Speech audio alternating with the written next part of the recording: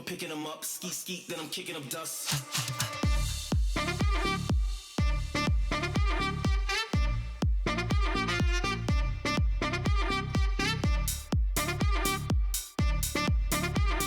Mga kabidya, natadari karon sa The Padco Living ug nata sa ilang rooftop. Located ni siya sa GovM Cuenco Avenue, Cebu City.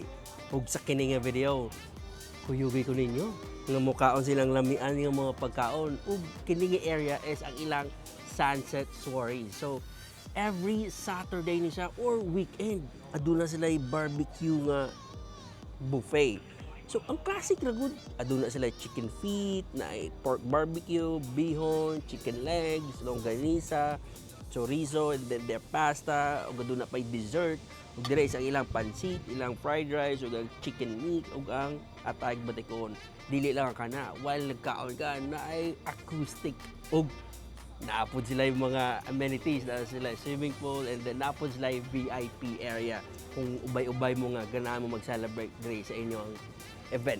But anyway, yeah, pagsugod na ko ganina, gitagaan na ko sa ilahang welcome drink. And the last but not the least, aduna sila yung Filipino favorite nga sinigang. Well, kuyugay ko ninyo nga mukaon diri sa Sunset Soirees located sa The Padco Living. Let's eat.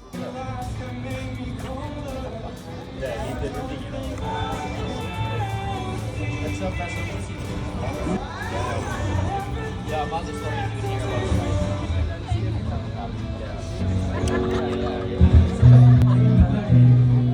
Humanatagkaon dire sa Sunset Soirees sa The Padco Living located sa Governor M. Cuenco, Cebu City.